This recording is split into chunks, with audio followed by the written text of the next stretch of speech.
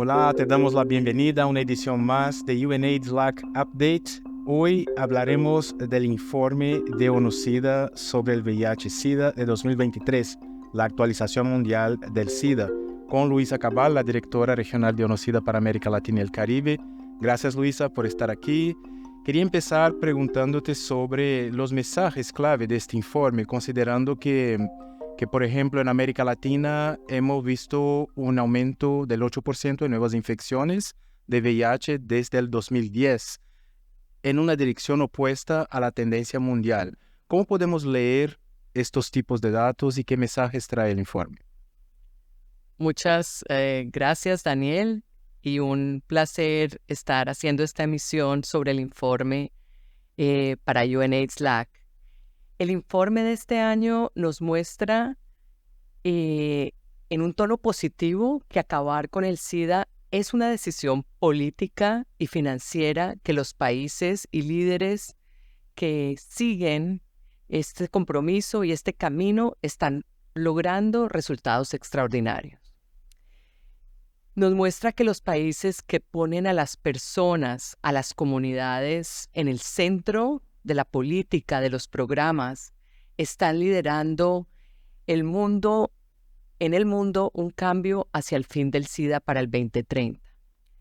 Esto lo vemos en otras regiones como África, donde ya muchos países han logrado estas metas.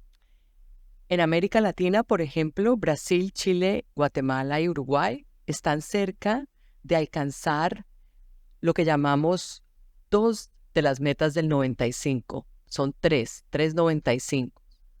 La buena noticia es que en estos países las personas que viven con el VIH, casi 95% de estas han sido diagnosticadas. Y de las que están en tratamiento, 95% tienen tratamiento con carga viral suprimida. Desafortunadamente, en estos países nos falta mejorar aún el acceso, el vínculo desde el diagnóstico al tratamiento de las personas diagnosticadas. Hay esperanza, tenemos una ruta clara y tenemos una inspiración incluso en nuestra propia región, pero nos falta, por tanto, cerrar algunas brechas que nos permitan, entre otras metas, llegar a ese 95, 95, 95. Y nuestra región, por ejemplo, enfrenta varias crisis, ¿no? Y hemos hablado de estas crisis ya hace algunos meses y años. Y una de estas crisis es de acceso al tratamiento, la crisis de prevención, pero una crisis que es común a casi todos los países es la crisis de exclusión, la discriminación y las desigualdades. ¿Cómo el informe trata estos puntos y cuáles son los escenarios posibles para nuestra región en términos de acciones de los países, los gobiernos y las comunidades? Sí, nosotros hemos hablado de 3 crisis que van de manera conjunta: una crisis de prevención, una crisis de tratamiento y una crisis de exclusión. Y tú mencionaste, Daniel, por qué una crisis de prevención. Es muy preocupante que tengamos un 8% de aumento en nuevas infecciones desde el 2010 en nuestra región de Latinoamérica. ¿Por qué es preocupante? Porque tenemos las herramientas de prevención a la mano para disminuir esas nuevas infecciones. Y entonces, ¿el por qué? Preguntan muchos, ¿por qué esta crisis? Y esta crisis está vinculada necesariamente a la otra crisis de exclusión. Y aquí tú hablas de estigma y de discriminación.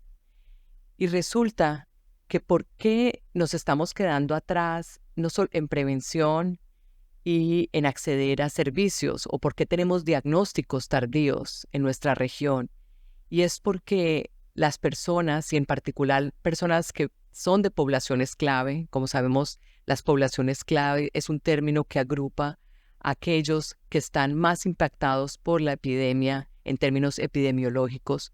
Nos muestra que son los hombres que tienen sexo con hombres y hombres gay, mujeres transgénero, trabajadoras sexuales, personas que usan droga. Entonces, hay una crisis de exclusión porque cuanto más discriminamos y cuanto menos nuestras sociedades tienen programas de no discriminación y de no exclusión, estas personas no quieren ir a los servicios. Si van a los servicios, no vuelven. Y son las personas que hacen autoestigma y que por su autoestigma muchas veces no se adhieren al tratamiento que siguen. Es por esto que siempre en ONUCIDA hacemos gran énfasis que sin abordar la crisis de exclusión no vamos a poder avanzar en esas metas que mencionábamos antes, ya sea de prevención o en las metas de tratamiento, diagnóstico y adherencia que llamábamos el 95, 95, 95. Y qué bueno que mencionas, ¿no?, estas poblaciones clave, porque el informe trae, por ejemplo, que la prevalencia, el promedio, ¿no?, de esta prevalencia entre estas poblaciones es 30 veces más entre las mujeres trans que en la población adulta en América Latina, y entre los hombres gays 19 veces más. O sea, es una verdadera crisis, y tener una prevalencia tan elevada entre estas poblaciones indica un camino, ¿no?, por donde las inversiones tienen que ir. Y por eso ONUCIDA con sus socios y socias invierte tanto en la data. Son los datos, esta información que tenemos, la que debe guiar las inversiones. En otros años no teníamos información sobre quiénes eran más afectados. Con la data, como tú nos señalas, sabemos que hombres gays, mujeres trans, la prevalencia son muy altas y por tanto tenemos que focalizar inversiones en estas poblaciones. Y tenemos innovaciones, obviamente que ayer tenía una conversación con mujeres trans de la región que me decían que había desabastecimiento de condones. Entonces tenemos los métodos tradicionales que ya conocemos hace décadas, como el uso del preservativo, y el compromiso de los gobiernos, de las agencias que trabajamos, es cómo aseguramos que estén a la mano de las personas que más lo necesitan. Pero también creo que es importante, hablando de retos y de otros grupos que hemos dejado atrás, yo no quisiera dejar pasar de que tenemos un problema con la cobertura pediátrica.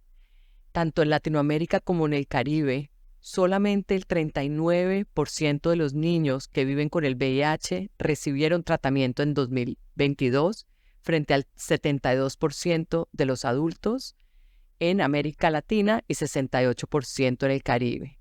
Es decir, hemos hecho algo muy bien en focalizar a aquellos adultos en riesgo, aquellos que lo necesitan sean diagnosticados y tengan vínculo al tratamiento, pero los niños y las niñas. Y esto está también vinculado a todo el progreso que hemos tenido en la región para la eliminación de la prevención vertical.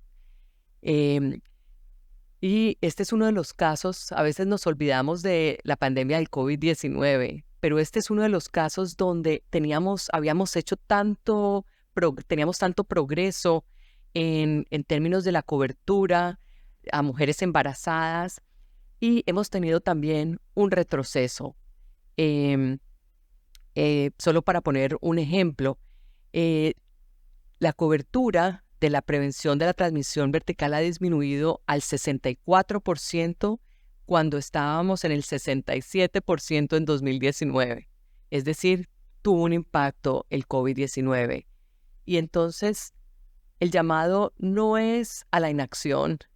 El llamado es que décadas de respuesta nos muestran lo que es posible, ¿no? Nuestros gobiernos cubriendo con propios recursos nacionales gran parte de la respuesta, pero se nos están quedando poblaciones por fuera, ¿no? Incluso poblaciones por fuera como mujeres viviendo con VIH que son diagnosticadas de manera tardía.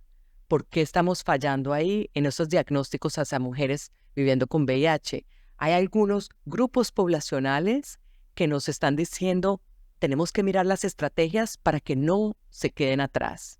Hemos venido hablando de que no podemos dejar que ninguna población se nos quede atrás. Y en América Latina y el Caribe tenemos una crisis de migración, como sabemos. Y de los miles y millones de migrantes que están en nuestra región, muchos de ellos estimamos que cerca del 30 a 40,000 migrantes en nuestra región viven con el VIH. Entonces, por tanto, aunque hay programas e inversiones para que ellos y ellas accedan a los antirretrovirales, no estamos cubriendo las necesidades de las personas migrantes viviendo con VIH, pero, y aún más preocupante o igual de preocupante, no estamos realmente poniendo la atención necesaria en la prevención que necesitamos para esas poblaciones migrantes. Y cuando hablamos de interseccionalidades, muchas de estas personas migrantes o son niñas muy vulnerables a la violencia en ese tránsito migratorio, o son poblaciones de la diversidad LGBTQ+. Y entonces ellas necesitan poder acceder a lugares donde se sientan acogidas, no discriminadas, donde no vayan a sufrir una doble discriminación por ser migrantes y por ser gay, por ser una mujer trans. Entonces, por lo tanto, estamos trabajando y debemos trabajar más con las agencias que trabajan en migración, con temas de asilo y con los gobiernos para considerar las especificidades de las y los migrantes en tránsito. Y esta inversión de fondos nacionales es cada vez más importante para la sostenibilidad de la respuesta, ¿no? De todas maneras, no tenemos mucho más tiempo hacia 2030. O sea, para cumplir con las metas que hemos acordado, tenemos algunos años. ¿Cómo llegar a 2030 con las metas cumplidas? ¿Qué recomienda ONUCIDA en este sentido?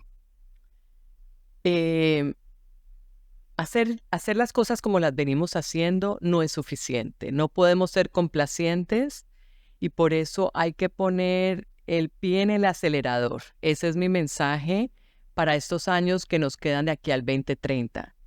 Creemos y el mensaje es que sí se puede porque hemos mostrado lo que los gobiernos conjuntamente con aliados, con la cooperación, con las comunidades, con sociedad civil, hemos logrado, pero tenemos solo un par de años de aquí al 2030 y el gran reto, y volvería a lo primero que dije, los países que muestran un compromiso político y ponen a las personas y a las comunidades en el centro, llegan bien lejos. ¿Qué nos falta en términos de financiamiento? Los gobiernos, excelente en Latinoamérica, están financiando el 97% de la respuesta, pero muy poco de la respuesta va a la prevención y va a la exclusión. Entonces nuestro llamado es, podemos cerrar esa brecha con un poco más de financiamiento y enfocado en poblaciones clave y en poblaciones que también han sido relegadas, que nos toca mirar cómo atender esas necesidades específicas. Poblaciones prioritarias como indígenas, como personas afrodescendientes en nuestros países, como mujeres en riesgo de contraer el VIH, que de pronto se nos están quedando atrás. Y como mencionaba, niños y niñas. Hay una ruta por seguir y una ruta de focalizar ese financiamiento en esas poblaciones y en esas intervenciones que hemos dejado descuidadas. Bueno, gracias Luisa por tu presencia aquí. Gracias por acompañarnos en esta edición más de UNAIDS LAC Update. Nos vemos pronto en otra edición hablando de temas relevantes e importantes para la respuesta al VIH en nuestra región. Hasta pronto.